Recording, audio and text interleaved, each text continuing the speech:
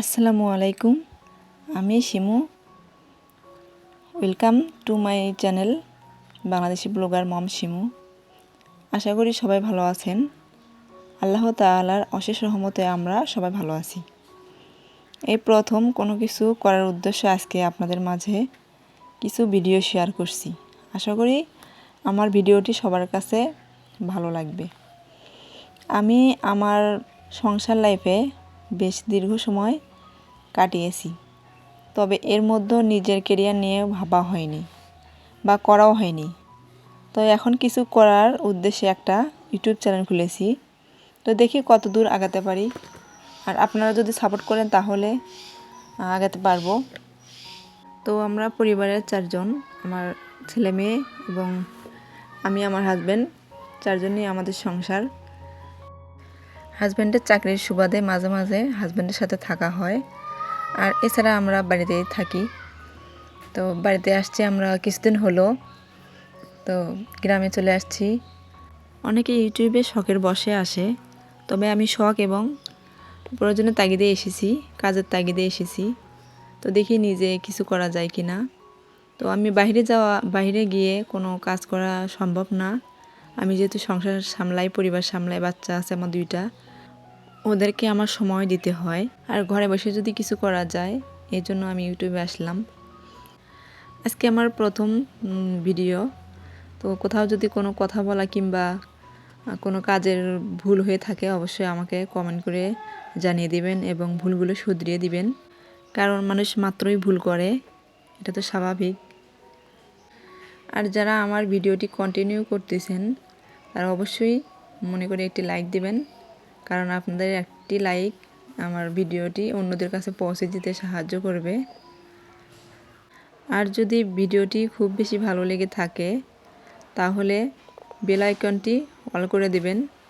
এরপর যদি আমি ভিডিও আপলোড করি তাহলে সবার আগে আপনার কাছে চলে যাবে, সেটা আপনি অন্য যে কোনো সময় দেখে নিতে পারবেন।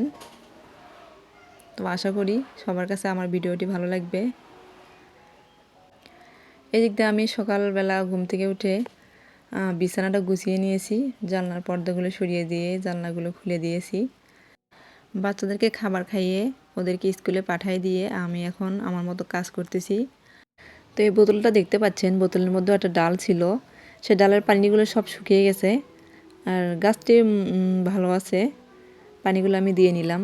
আর এই দিকে দেয়ালের দিকে তাকাতেই দেখতেছি ঘড়িটা বন্ধ হয়ে আছে, কখন যেন বন্ধ হয়েছে বুঝতে পারি নাই।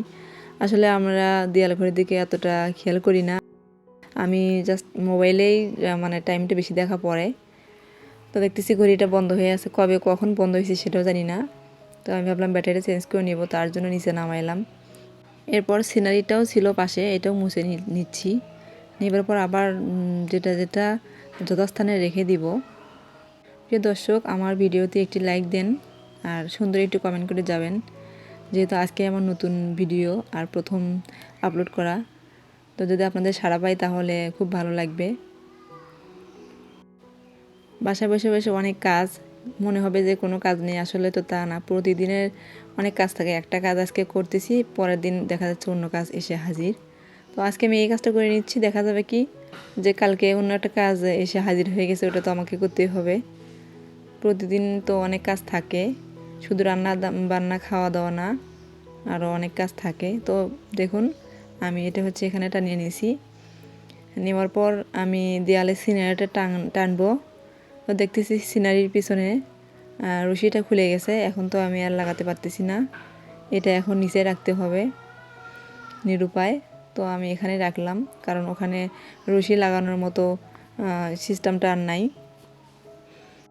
এদিক দিয়ে আমাদের মাছ কেনা হয়েছিল, কিছু মাছ রান্না করা হয়েছে আর কিছু মাছ বাকি ছিল। তো এগুলো আমি ফ্রিজে রাখবো অন্য সময় রান্না করার জন্য। তো তার জন্য আমি এগুলো উঠাই নিচ্ছি। তো গাইস, আজকে আর ভিডিওটি বেশি বাড়াবো না, বড় করব না আজকের ভিডিওটি এই পর্যন্তই। সবাই ভালো থাকবেন, পরবর্তী ভিডিও পাওয়া পর্যন্ত। আসসালামু আলাইকুম।